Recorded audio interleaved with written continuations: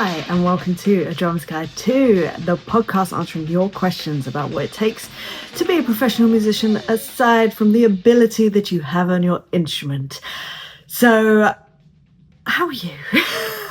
I'm doing well. My degree year has started, so I've doubled up to finish my final year early, so I'm starting to think about dissertation ideas.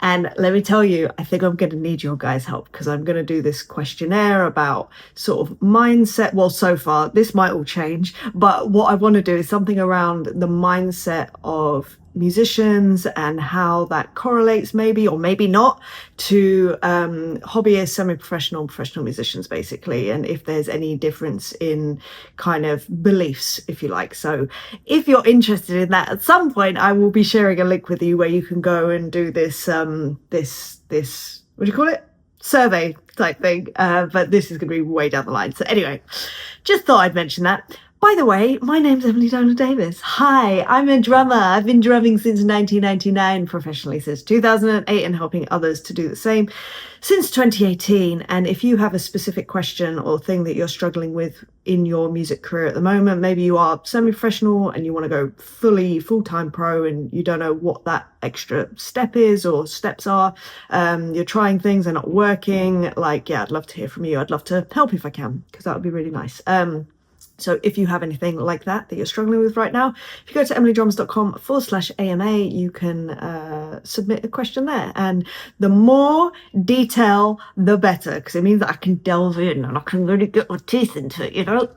I like it, rather than sort of general questions are a bit difficult for me, because it's like, I don't know if I'm answering your question because it's too vague. Anyway, let me tell you, today's question, not vague, not even a little bit vague. I love this question. It is from Dom Ritchie, you absolute legend. So yeah, Dom is a drummer. They live in Leeds. Yes, Leeds. No, yes, Leeds, I'm pretty certain, and grew up in like just near Manchester, Macclesfield. So anyway, I'm going to read their question to you and then I will tell you my thoughts. But I love this. Okay, it's a long one, this question. It's actually technically 2 questions, and I thought about doing 2 episodes, but then I was like, nah, you know what? I'm gonna. So this might be a long one. Let's see. So, hey, I hope you've had a wonderful Christmas and a very happy New Year. So you can tell how long ago this was sent in. So I have 2 questions which are sort of linked, I promise. Instantly I was like, Dom, you're my guy. I like this a lot. So the first one is about satisfaction. For context, I'm a 22-year-old professional drummer. I teach 2 days a week at a high school and then play 2, 3, sometimes 4 gigs a week. My main gig is currently a touring theatre tribute show, which is super well established and plays some of the biggest theatres in the country. I also do some other indie tributes, mainly over summer, and then some more sporadic gigs throughout the year. Theatre shows, brass band gigs, the occasional session gig, etc. So I make my full-time living doing music. The dream, right? Absolutely, Dom. And can I just say, Dom, you're 22 years old and you're nailing it. And that is spectacular. And I must give you your flowers, your dues, your kudos right now, because, you know, it's hard and you're doing great, like really great. Right now I've lost my place, so that's good. Right. So the dream, right? But I can't help but always want more. And I don't think that it's necessarily unhealthy most of the time, but I always wonder if I'll ever be satisfied about where I am in my career, etc.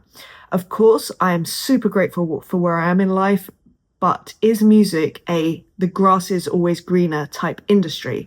I think my true passion is recording music. I love everything about drums and the whole process of recorded music. I rent a studio space in Leeds, which I absolutely adore, and I'd love to make more use of that space, but I'm struggling to know how to build that side of my portfolio in such a saturated market. There's a question mark at the end of that.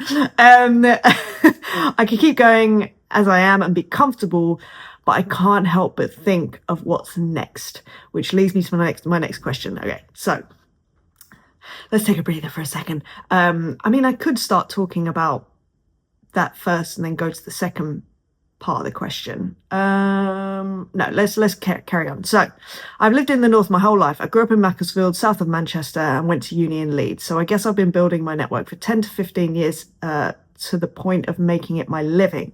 In the past year, I've been considering a move to London. So my question is, do you think the pool of opportunity is worth the move? I kind of feel a bit stuck at the minute. I rely on music to live, so I'm scared of starting again in a huge city. I think my ultimate goal would be to play sessions in studios and have a studio to do remote recording sessions. Obviously, there are studios up north, but most of the kind of work seems to happen in London. I have done 1 or 2 sessions in London, but I have nowhere near the connections or network to do that I do in the north. I have always said that I would only move to London if I had the opportunity or reason to do so, but I kind of feel like I need to commit and surround myself in it to make things happen. However, I don't want to move out hoping for things to happen. I'm so sorry for the waffle. I should probably book onto a call with you at some point, but I thought this could be good for the pod. Any help, advice, ramblings, much appreciated. Thanks. We're going to get the ramblings. They're always on the table. Thank you so much, Dom. Honestly, this question, it's rich with information, which is great. I have a great idea of you, your life. I had a look at your Instagram as well, so I can kind of like, by the way, you're a fantastic player. I really love your playing, can I just say? And your Instagram's really fantastic, actually, as a general thing. In fact, if anyone wants to go check it out, it's Dom Ritchie, so all one word, _drums, and Ritchie is IE at the end. So Dom Ritchie drums. I think if you just look up Dom Ritchie, it should come up. In fact, I'm going to follow him now. And that way, right, if you look up Dom Ritchie on my Instagram of people that I'm following, you will see that he is there. So there's a lot to cover in this, and I recognize that, that is a long and detailed question. So I may be going back and forth. I have written extensive notes on what I would like to talk about because there is so much here. But right, let's start with satisfaction, because I relate to this so hard, like so hard. I will say to you that in terms of satisfaction, I didn't even think about my own levels of satisfaction until I was in my late 20s, early 30s, I think. So the fact that you're already in that headspace is great. But let me tell you, right now, from what you're telling me, you are doing all the right things. You are exploring, you are finding what you like, what you don't like, and all those sorts of things. Also, at the risk of sounding patronizing, and I don't mean to sound patronizing, you are at such a great age right now. Like, you have time on your side. You really, and I'm going to assume that you don't have too many sort of responsibilities, because the fact that you're even able to think about moving to London or whatever tells me that maybe you don't have too many responsibilities that need you to be in one place, which is fantastic. So I'd say, like, take advantage of those things right now, definitely. But you are 100% doing all the right things. All these different gigs that you're doing, you're traveling around the country. Also, you're teaching as well, which I love. I always love when people have diversification in their careers, because I think it's really important, because things are always fluctuating, always. And I think it's great to have those different pots of things.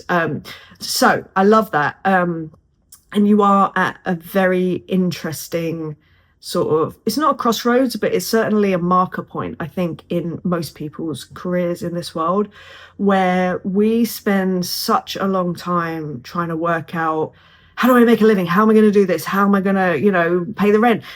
How can I make this my living? Becomes, how do I want to make my living? And that is a really, really big distinction that, I'll be honest, a lot of people don't even get to that point. So the fact that you're at 22, not only got to that point, but recognize that you have and are questioning it, is so fantastic. And I'm a little bit in awe of you, Richie, to be honest. Like, I did not have that kind of insight. I was similar to you. I was doing my full-time career for music by the time I was 22 also, but I was in no way was I thinking, well, I want to feel satisfied. I was still in survival mode. I was so afraid of losing everything at any moment that I felt like I was scrambling for decades. Probably, well, like I say, until probably my early 30s, when I started to go, oh, I have a choice here. That's interesting. Maybe my late 20s, actually, thinking about it. But anyway, so the fact that you're there now is really quite admirable, and incredible, very insightful. I'm here for it. but as I say, I think that right now you're in that perfect position where you are doing a lot of different things. And I think it's about expanding the different things that you want to sort of try to explore so you can work out what you want to be doing more long term, which I will come on to in a minute because I find some of the things he said really interesting. So just quickly saying about the moving to London thing, I do wonder if the move to London is an attempt to feel more satisfaction in what you're doing. I wonder. It's just a question. I can't tell, because the reality of moving to London in terms of day-to-day life, your life probably wouldn't look that different to what you're already doing. You're already out there doing a multitude of gigs. You're all over the country, you're playing music for your living. It doesn't look different. And I wonder if maybe it's kind of, and I hope that this doesn't sound rude because I don't mean it to, but maybe it's like a status type thing of like, oh, I'm in London doing the thing. And I say that as someone who has definitely fallen foul to the status thing, where I'll be honest with you, I've taken gigs purely because of the name, like the name of the artist, not necessarily because it was the right thing for me, or that I wanted to do it. And I've fallen foul to that. And that has its own repercussions, which are negative in some ways. I obviously gain positive things from it too. There's multiple grey area here. We're never trying to work in absolutes, because I'm someone who has struggled with that kind of black and white binary thinking for a long time. So I need to be very careful about just, there are multiple things can be true at one time. But anyway, so I wonder if it is that sort of thing of like, I'm going to London to almost, like maybe it's a self-esteem thing, like be seen, or an imposter syndrome thing, actually. Like I'll be seen as more of a real musician if I'm in London doing the thing. Like maybe you don't feel that by doing it where you are right now, it counts. Again, I'm speculating wildly here, and I don't mean any offense by it, but it's just how my brain works and how I have thought about things in the past, and sometimes still do, and catch myself literally, when was it? A year ago, I caught myself almost taking on something purely for the clout. And I was like, what am I doing? I don't want to. I know I don't want to. This is ridiculous. So, and I am a 38-year-old woman right now. So, or 37 back then. Anyway, so there's no shame in it. It's just our experience. Like, it's just what we do. Sometimes there's an interesting book, actually. I haven't thought about this book for ages, by Flipneck. I think it's Will Storr, and it's called The Status Game. It's definitely called The Status Game. I'm almost certain it's Will Storr. I can't be sure. But I do love him as an author, actually. Very interesting. So he does a book called The Science of Storytelling. No, maybe I'm wrong about this Will Storr thing. I think it's an American author. Anyway, have a look into that, The Status Game. Very interesting. Whoever it was also did a book called Heretics? Heretics? Not Heterics, that's not a word. Heretics. That was also very interesting. And there was another book as well. But anyway, if you're interested in that sort of stuff, it's very interesting. But in terms of you, Dom, let's talk about you. So I'm just kind of like speculating here. And I think in terms of the overarching theme is kind of, what is the ultimate goal here for you? Like, is moving to London really gonna bring you closer to that ultimate goal? Or maybe, do we know what the ultimate goal is? Is satisfaction the ultimate goal? I don't know. But I do have some thoughts. Like I say, the first thing that I have to say is that you're in a great position in that your age and your where you're at in your life, in the stage in your life, gives you flexibility, which is fantastic. And like, lean into that is all I can say. Lean into it. I leant into it. I didn't realize I was leaning into it until like now as an older person, and I'm like, oh wow, yeah, I really was in such a fortunate position that I could go anywhere at any time, like drop of a hat, just cool, I'll be there. And that is a very, very, very, very incredibly privileged position to be in. So you may not see it like that right now, but just take advantage of that. The fact that you have freedom of movement to go and do whatever you want to do right now is great. It sounds like you have options. And to me, options, that is the goal. I want options. I want diversity. I want interests. I want lots of different things. So I definitely say that. So what I would also say is, since you are doing so many things, notice, and this is what I did as well, notice what you're loving and what you're not loving. And then and not just the gigs themselves, but the aspects of the gig. What about the gig do you love? What about the gig do you not love? And then what I always did was, right, let me think about how I can maximize the things that I love within a gig or within a scenario sort of thing, and minimize the things that I don't love. And funnily enough, that's why I started doing remote recording, because I was at a point where I was like, I do not want to be in a rehearsal room for 2 weeks playing the same set over and over again when I've learnt the set before we get into the rehearsal room, and that would really frustrate me. I feel a little more chill about it now, although I probably don't seem it in the way that I'm talking about it. But I thought, right, I don't want to be in a rehearsal room with a bunch of other people. I want to work at my pace. I want to do it the way I want to do it, because I'm a control freak. And I was like, right, remote recording kind of works for me in terms of that. Also, I love my own company. I loved being by myself. That's changing a little bit more now. I'm becoming more sociable. But anyway, so I really love being by myself. Again, the remote recording thing worked for that. And I won't go into the reasons that I loved being by myself at the time. There was issues with my brain. But anyway, I should say my patterns of thinking, because it makes it sound like I've got an actual brain issue, which I probably do. But anyway, right, coffee. So yeah, I think just noticing those things that you really love about what you do. What I find super interesting about your message as well, Dom, is that you clearly have a passion that is a little bit unrealized at the moment, which is the recording side of things. And to me, it seems that that is kind of the beacon of the whole message to me, that maybe you want to delve into seeing what that looks like, delving into it more. And the fact that you already have a studio space that you rent is fantastic. Now let's talk about this saturated remote recording situation. I disagree that to be fair, you did put a question mark, is it saturated? From my perspective, from my experience, and from what I see with others, no.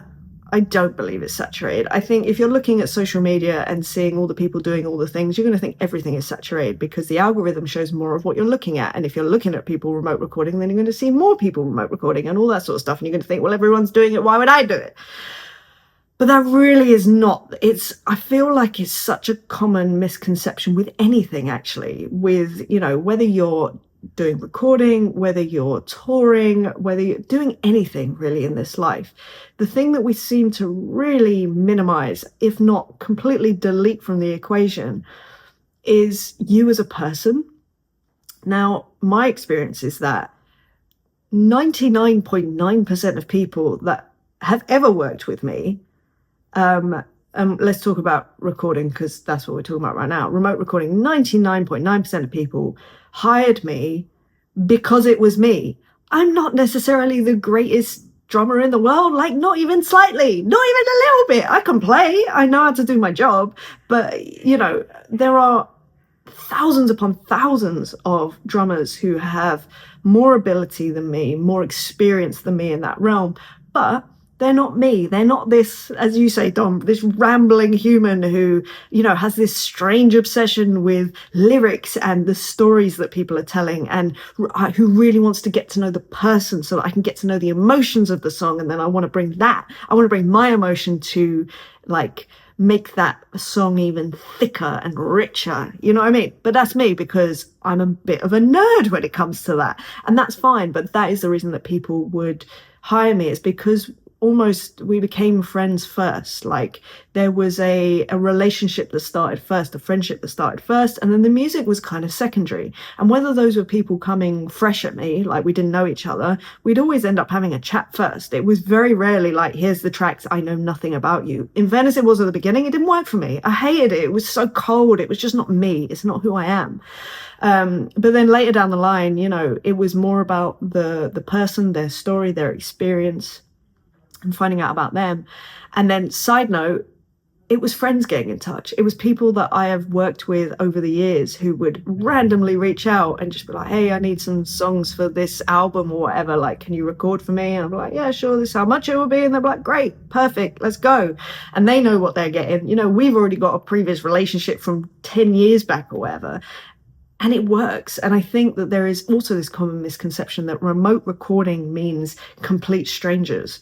It's not. It's just you have the ability to record, and you can do it in a way that doesn't mean that you both don't have to be you can do it in a way that means that you both can be in separate rooms, separate parts of the country, separate parts of the world, and make it work. And it's fantastic. It's so, for me, very liberating. It means I can work in my own way, which is great. For them, you know, it's easier. You can slot it into schedules better and all that sort of stuff. So I think in terms of oversaturation, no, I don't believe that it is. And also, because you've been doing all this work, because you've been working with so many different outfits, it feels like, and that's judging from what you've told me, but also looking at your Instagram, if you then let your peers, your acquaintances, your work friends, however you want to put it, if you want to let them know that you're doing remote recording, they will reach out to you. If you start really sort of like putting it out there on your social media, which you're not that explicitly, you just kind of sort of mention it. But I think if you explicitly put it out there and continue to put out content that shows that you're doing recording from your studio, as well as all the live stuff that you're doing, because that stuff is great as well. Like I say, loving your playing, your vibe, your whole like performance. I really like it. It's very, I don't know, it's very compelling. I was like, oh, I like this a lot. So anyway, the point is that as long as you're letting people know that you're doing it, but also reminding people that you're doing it, I think that you would actually do a pretty good job of getting that together. And in terms of learning how to do it and really delving in, I think when you start doing it, you will learn on the job. You will learn as you go. And I think that if you have that initial passion, which it sounds like you do, I'm really getting this sense of passion, and that's over like a very quick message.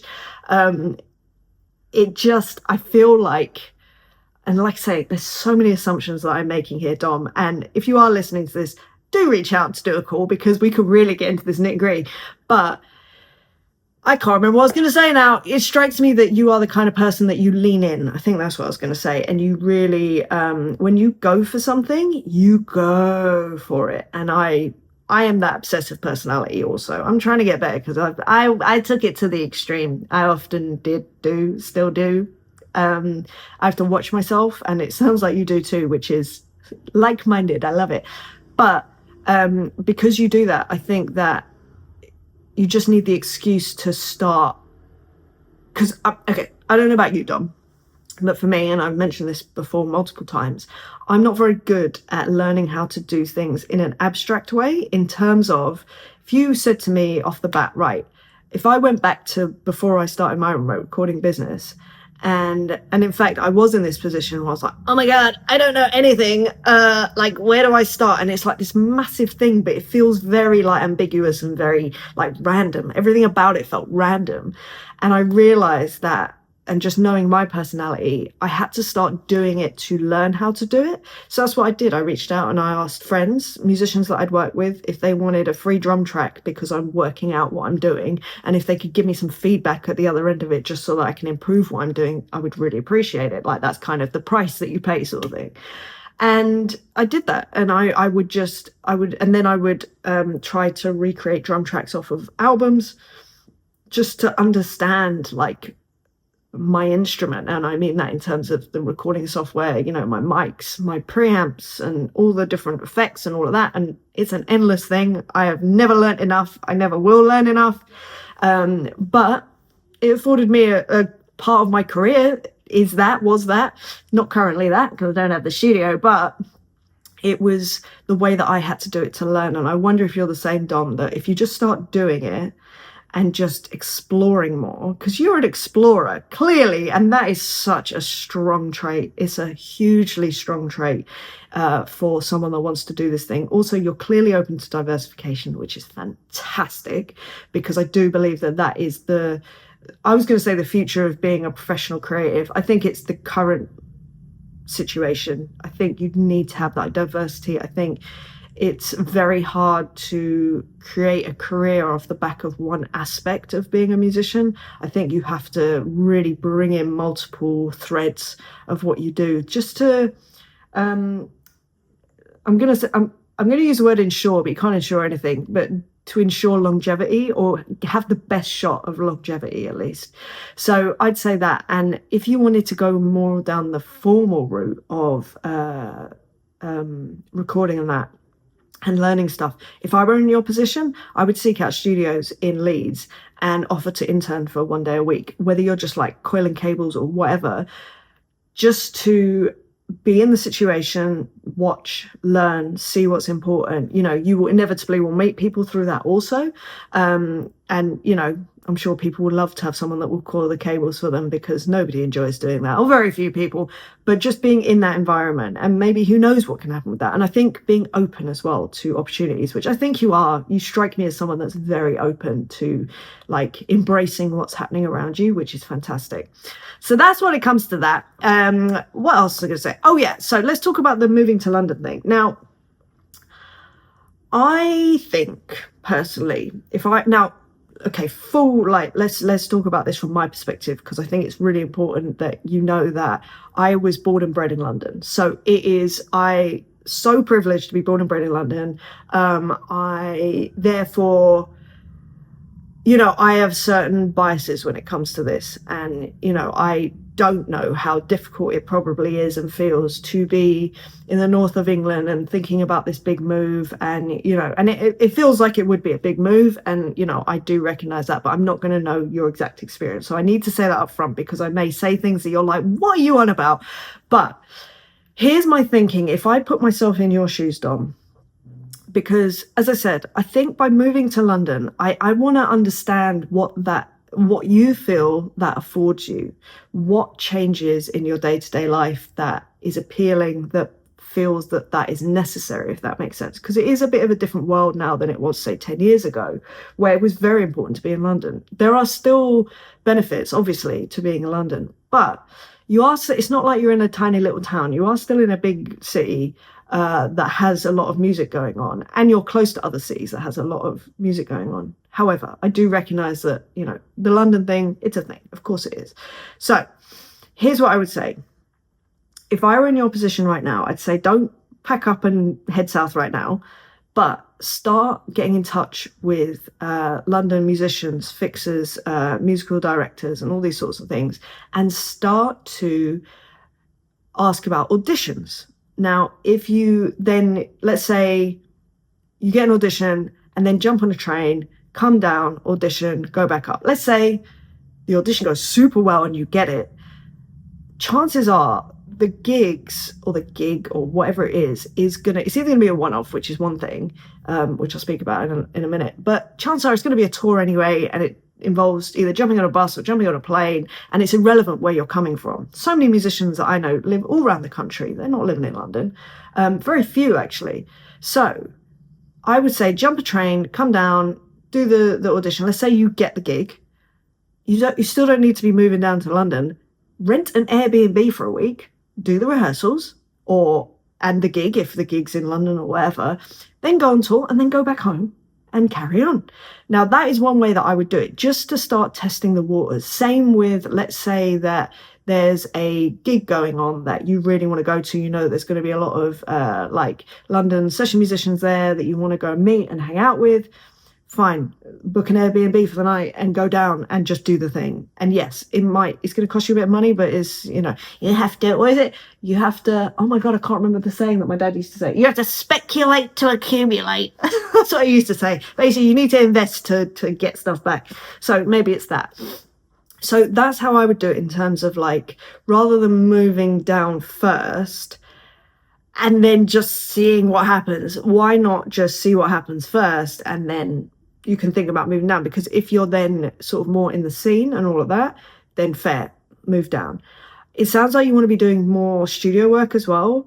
As I say, the majority of people that I know are doing more remote recording than in studio sessions. That's mainly because a lot of the London studios have closed down. Yeah, there are still a lot kicking about, but there's kind of this pool of musicians that generally are used for that, which is fine. It's no thing. It is what it is. But I don't think that's going to be the bread and butter. I don't think that's been the bread and butter for a couple of decades for the majority of musicians, to be honest. It certainly has never been my bread and butter, is going in and doing studio sessions. In saying that, there are drummers that I know and other musicians that I know that is their bread and butter. So if you want to do that, that's kind of a separate thing. And I'm not sure I would be the best person to ask about that, to be honest, because I just don't have a lot of experience in it.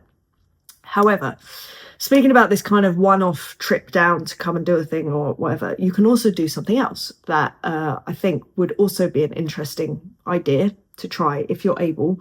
And that would be, again, say renting an Airbnb or whatever for a month, and just come down and gun it for a month and just see what happens, like just as an experiment. So rather than going all in, I'm going to go, come down and you will get a vibe of how you're doing with this. Like if you take a month and let's say you're out every night doing, going to gigs, going to jam nights, playing random gigs, whether they're free gigs, they're probably not going to be paid if you're new to the city, you know what I mean? Go and do rehearsals during the day, you know, just go and hang out, go and meet people, meet up for coffees during the day, all these sorts of things. That's another way that you could do it, just to dip your toe in and gauge it, because you may come here and you're like, I don't actually like living here. Some people don't. And the other thing is that you might thrive. It might all start like clicking. You're like, oh, wow, this is where I'm meant to be. In which case, make the move. But at least it's more of an informed move and not just because it might all be fine and it might be great. And maybe it is what you need. And maybe you need that extreme. Maybe you need to put yourself in an awkward position. I'm that person too, quite honestly. I really am. I have to watch myself sometimes to not do it to the extreme, but I do. And so therefore I do recognize that want to just be like, I'm just going to jump right in.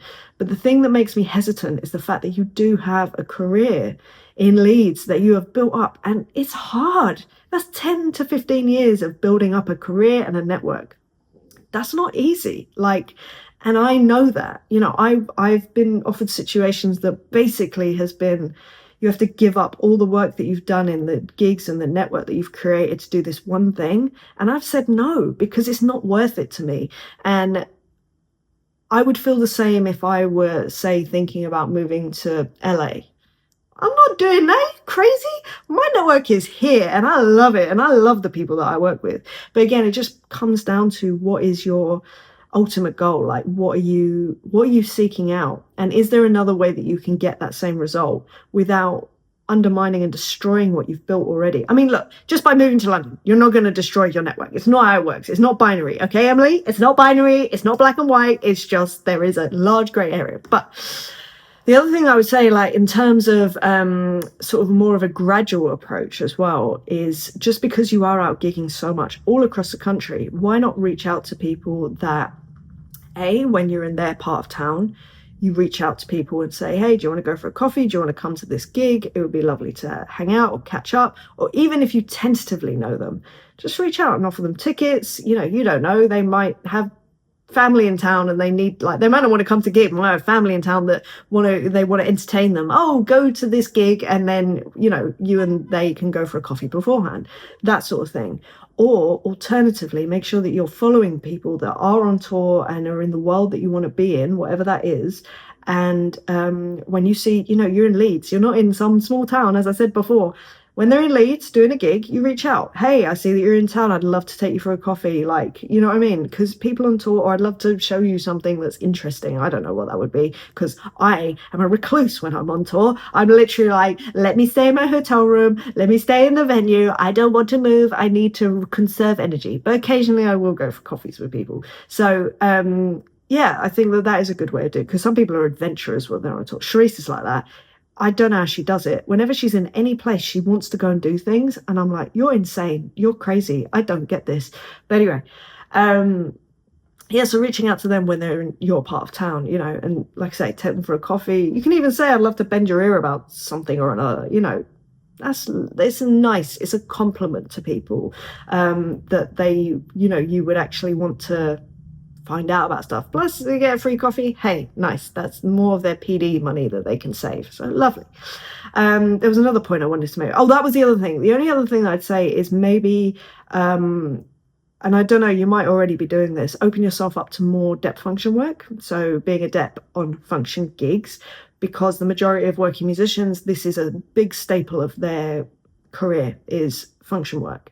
So you are bound to meet many people from all over the country if you start doing dep work with random sort of people. And again, that's just reaching out to your network and just saying, look, if you ever need a dep, and that's drummers and other musicians, like just for the one-off gigs, you know, I'm really open to that. It's often very useful to say, I can't commit to a full band type situation, but just one off, if you get let down, I'm here, reach out to me. So I think that that is another way that you can kind of gradually expand your network. And I know I've said this quite a few times on a lot of these episodes recently, and I hate that I say this because I hate this, but it's true. Sometimes, unfortunately, time is just a factor of this. And although you are, like I say, Dom, where you're at right now, at 22, you are doing so much and it's so fantastic. And I think it's now just about doing that with more consistency. And I love that you have an eye on this element of, is it satisfying to you? I think that's fantastic. And I think rather than, how do I say that? Like, rather than closing yourself off to too many things right now, I think it's just more about expanding out into more areas. And that, like I say, it could be London. Maybe you do just move down and just do the brave thing and the hard step and see how it goes. My worry would be that you then sacrifice what you've built already completely for that. Whereas there is a middle ground where you don't need to do it. Either do it or don't do it. There's an exploratory in between that I think that can work. And then you make more of an informed decision versus just because you want something different, or, you know, that grass is greener, as you said, kind of thing. Because from what you're telling me, you are describing to me what my day-to-day life certainly was like in my 20s in terms of playing. I didn't have the teaching side of things, to be fair. It was all just gigs and rehearsals and recordings and random things. But I just wonder if, like, I think that's it. What do you feel would be different? What different things would that afford you by moving to London that you don't have now? You're making the full-time living. That already is such a huge thing. And I have to say again, like, massive kudos to you for already being in that position that you are making your full-time living. It's fantastic. It's so fantastic. So yeah, now it's like, okay, so what do you think you're missing? For me, like I say, the beacon for me is the fact that you're so passionate about recording and doing all that. You already have the studio space. To me, if I were in your shoes, I would maybe do the tentative kind of going to London for auditions or random gigs and one-off things, or maybe for a couple of weeks or a month stint, just to immerse yourself, which I love. And I really love that idea. I really do. But I think starting your remote recording side of things, really getting to grips with what that means and how you work and making that as great as it can be. And that's through working with people that you've already been working with, whether that is for free and then later charging, or whether that's finding random clients who are complete strangers to you and making it known on your social media, like explicitly that you're doing that. I think really, like, getting into that, I think, and also that also will expand your network anyway, by default. To me, that seems like the most logical move. But again, obviously it always comes down to you and what you feel is right. But that's just from an outside perspective, because then you're still improving, you're bringing new skills to the table, to any gig that you're doing. You know, all of these things translate, they all do. So yeah, to me, like I say, because you have that space, that's a very, very, very cool position to be in as well. You already have a space that you can record in. I'd lean into that, because let me tell you, when you're in London, unlikely that you will have a space that is, well, you might get a space that you can record in, but again, it's just more overheads, you know what I mean? And the overheads of living here are going to be more. Anyway, I'm not sure if any of this has helped you, sorry, Dom, but those are my 12,000 thoughts on it and the rambles in between. But thank you again so much. for your questions. I suddenly had it in my head. I was like, oh my gosh, I've been calling him Dom. Is his name Ritchie? But it's not. It's Dom Ritchie. So again, if you want to go and check out Dom, you can go to Dom Ritchie. Drums. Hold on Instagram. Drums. Dom Ritchie _drums on Instagram. Go and check out his playing because it's really good. It's really nice, like lovely feel. Yeah, really, I like your performance as well. It's interesting. It's very interesting. But anyway, if you have a question yourself, something that you're struggling with, and like I say, if you want to go into as much detail as Dom has, I really would appreciate it because that's the meat that I love getting into it. Then you can go to emilydrums.com/AMA. So yeah, anything that you're struggling with right now, I will endeavour to respond to it. I think I've got a little bit of a backlog, but do send in your questions now because my plan is to only do episodes as often as there are questions. So if they run out, then I might be going rather quiet for a while. So please do reach out. So emilydrums.com/AMA is basically because I want this to be practical and beneficial for people, because I think more people are going through the similar things than you realize, and therefore it helps so many other people, if even just to not feel alone or to get another perspective. I find it really interesting getting other people's perspective of what's happening for them. Anyway, also, if you'd like to reach out for a free 30-minute coaching taster session, you can do it at emilydrums.com. It's just a very quick call where we chat about what your goals are like and where you are right now. And then I will give you any thoughts that I have in the moment of what you could do to further your career. It's essentially an episode, but one-to-one, where we can actually talk back and forth and I can actually ask you questions so I can clarify things, because a lot of this obviously is me speculating and just getting a vibe. So yeah, and we can hopefully help you with something to move forward from the back of that call. And then I will also talk about, if you wanted coaching moving forward, what that would look like. I will say, Dom, please do feel free to reach out for that call if you want to, and we can maybe look at coaching moving forward, because yeah, you've clearly got a lot about you, and it's just about honing that direction. So if you, Dom, or anyone else fancies that free taster call, you can just go to emilydrums.com. Anyway, oh, also, you know the drill. Like, share, subscribe, blah, blah, blah, blah, blah. You know. And yeah, anyway, I think I'm going to love you and leave you on that. I'm going to finish my coffee. I'm going to go have some breakfast, and then I need to edit this episode and upload it because it's Thursday, and I usually do this on a Wednesday. So I'm a day behind, but then again, it's a self-imposed schedule. So maybe I need to be kinder to myself. Story of my life. Anyway, I hope you're well. I hope you're having a lovely day wherever you are, whatever you're up to, and I will see you next time for another question. Thank you again to Dom, and I look forward to all the more questions that come through soon. All right, I'll speak to you soon. See you later. Bye.